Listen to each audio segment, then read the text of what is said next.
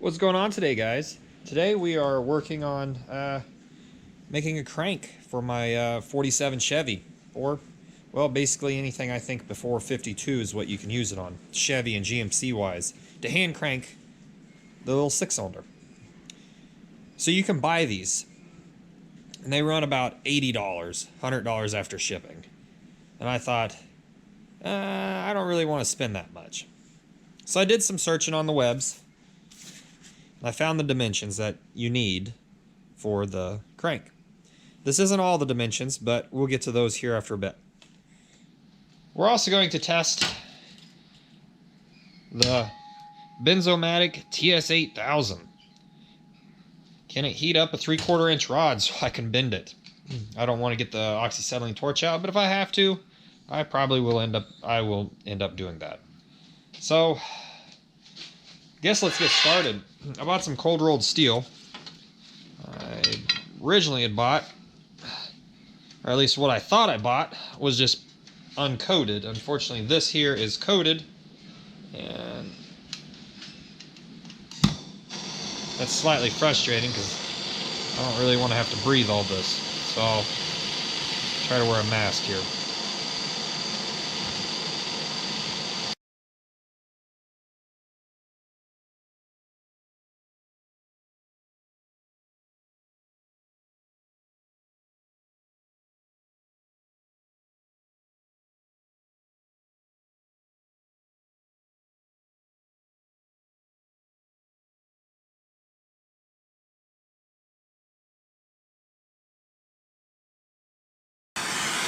There we go.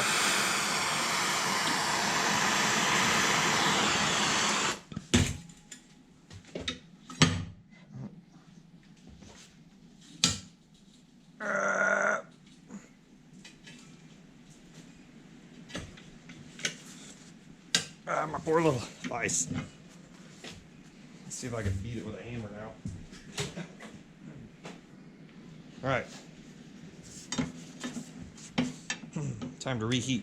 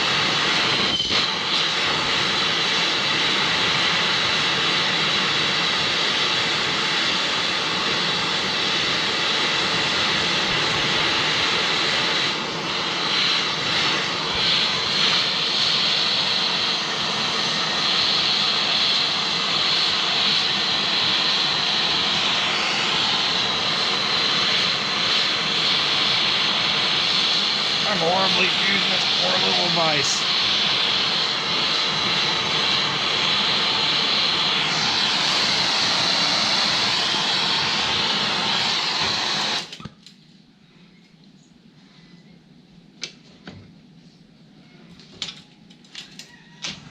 Let's see if I can fix this. Well, we're not quite at a 90. I think I can fix that though. Bye.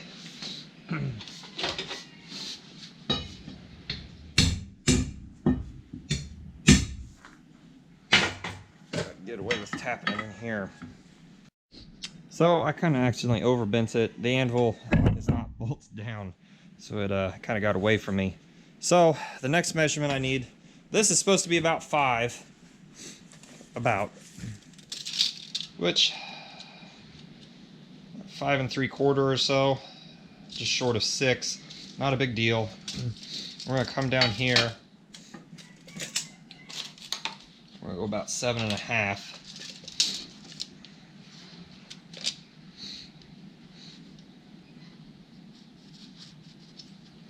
Mark it around here as well.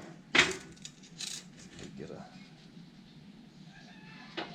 The problem is I won't remember where this line's at, so once it gets hot, burns off. That's that for it. So now we need this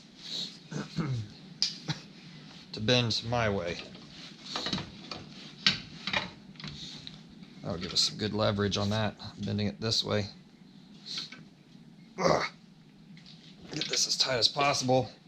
I'll at least get the bend started, and then we'll go take it to the other anvil, or the other vise, which is a lot more firmly mounted. I will say that my vise is just mounted by this little screw so I can slide it in and out, because it's in a pocket. But it looks like the torch is working pretty good. Let's get some gas here.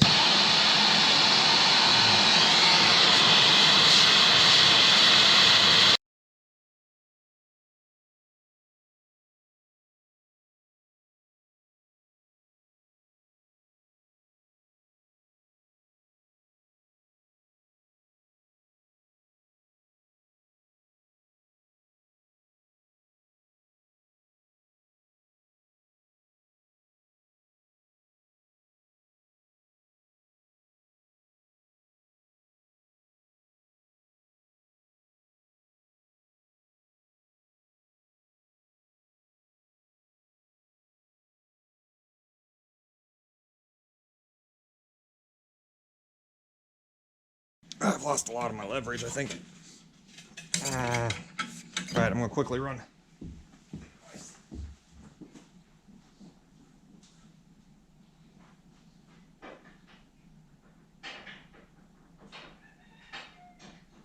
Well, here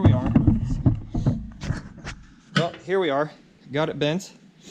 I'm not sure if it's the right length. This should be about 24 1/2, but I think I overshot it. Actually, you know what? According to this, it came out just right on spot. Oh, you can't see it there. Do that. Came out right on the right spot.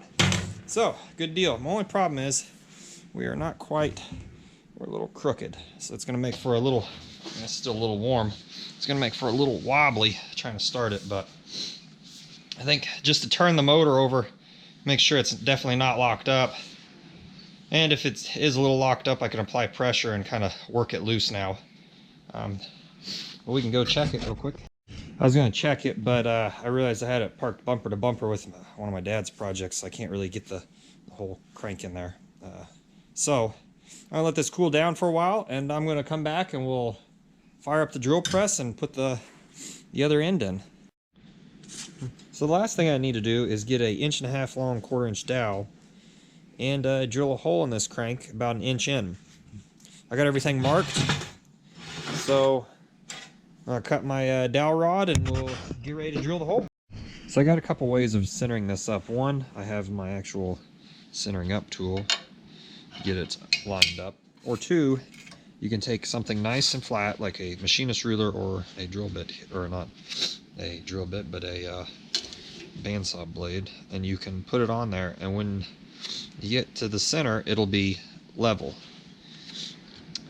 As in moving this back and forth. This works a lot better if you got a cross slide. I don't have that, so I'm gonna give it a go with the center finder, and we'll see how it goes. I actually forgot I had this until I was looking over here. Let's see, that's probably about center. I'm gonna lock everything down and then double check. These clamps aren't the greatest, but they work in a pinch. Get it? Because they pinch. Sorry for bad jokes. So, let's see if I get this one here. Hopefully this drill press plays nice today. It's like 17 degrees. Actually, it was 18 degrees when I was bending it, and now it's 17 degrees. A strong north wind, so it's, needless to say, it's a little chilly. They said we can have gusts up to 40 miles an hour, so that's always fun. It's pretty centered still. As you can see, it's not super tight, but I need to move it in actually even. It's not going to move in, but of course it'll slide around, so great. Alright, so I squared us back up. Gonna hit it with this little drill bit and we'll see how it goes. Fortunately, I haven't rebuilt this drill press yet. This is not the one I've been working on. Some old Rockford. Bought this at a used garage sale. I guess it would always be a used garage sale. This key's a little rusty. Alright, I got one speed. That is wobbly. Really wobbly, a lot wobblier than I thought it was going to be. Shoot. That does not look like it's on center. So I'm going to guesstimate here. I think that looks about right.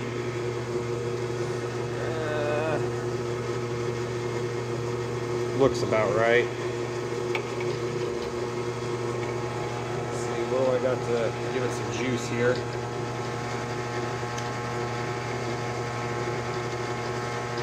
A little bit of WD-40. I'm no way sponsored by them. Probably shouldn't have said it there.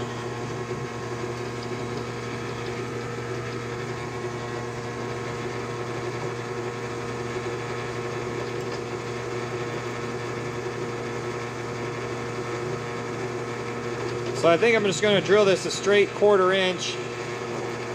Probably ought to tighten that drill bit. I think it's spinning in there. It's in there square. Okay.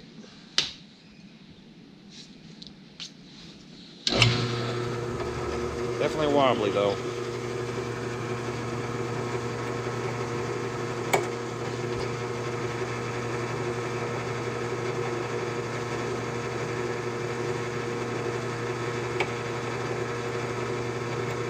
I think I'll just drill it with a 1/4 inch drill bit because, well, let's face it, I got a wobbly drill press and that'll probably give me the clearance to tap that bad boy in there, or the little piece I got left.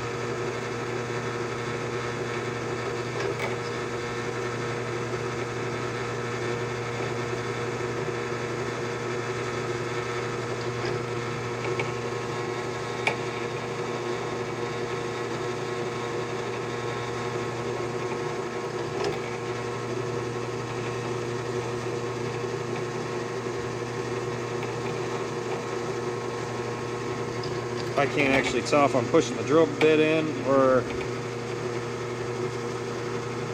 we're actually cutting.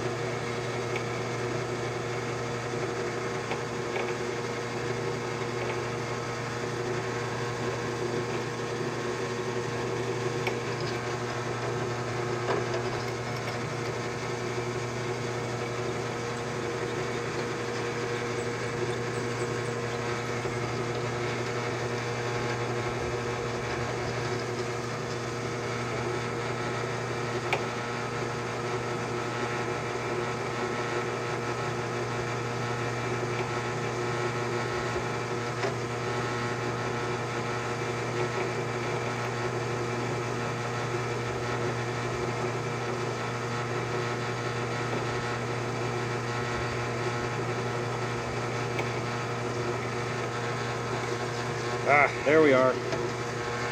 We're through. All right. We'll step up to a 1/4 inch here.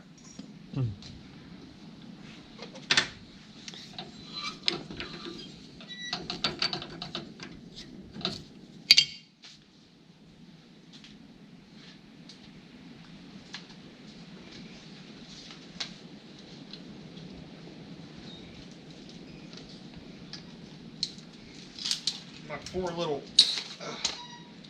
case here, my cheap case. A bunch of Walmart drill bits in case I break them.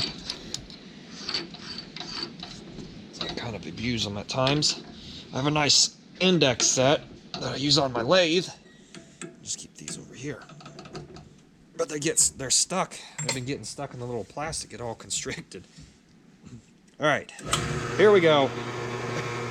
Let this thing wobble all over the place. We'll give it a little lubrication. And here we go.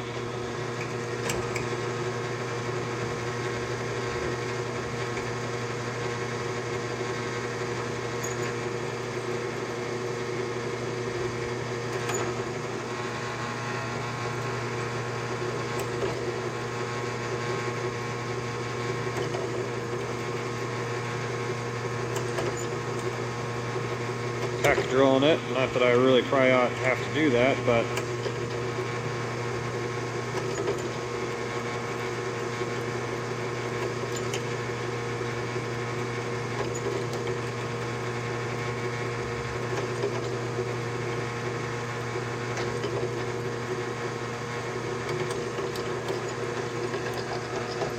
and we're through.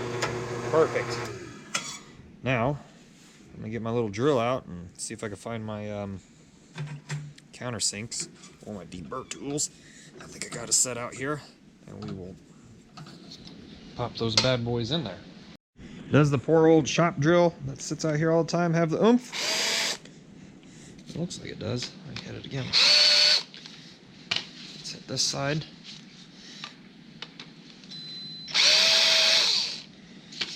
Deburred.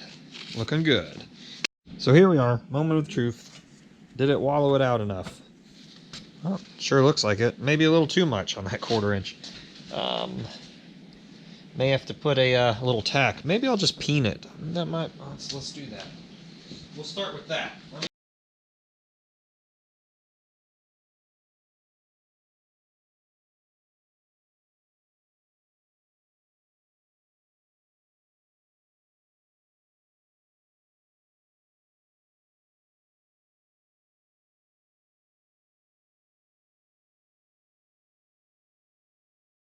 But I got it dimpled in. It is in there snug. So there we have it. Today we finished making a hand crank for a early Chevy. Saved myself, I think it was like $20 for this, for the crank, for the steel for that, and just some time. Not much, but just a little bit. And yeah, saved myself a little money. So thanks. So here we are. I couldn't end the video with making something and not trying to use it on it. So let's give it a go, see what happens here. Taking that. Someone's already walled that out pretty good. There. Almost even a line. Oh, there we are. Oh.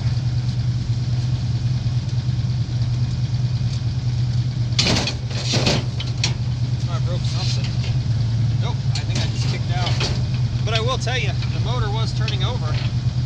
I could feel it. Let's see.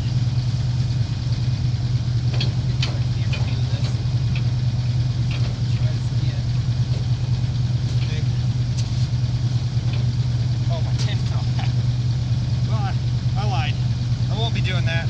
I have to take this home and tack weld it together. But the engine did turn over a little bit, so we know it works. That's the right length. Oh, just a hair short, but could have drilled this out a little bit farther. But let's try it again a different time. Thanks for watching. Hopefully this helps you guys build your own hand crank if you need one, and hopefully yours hole's a little tighter and you don't lose your pin. Thanks for watching.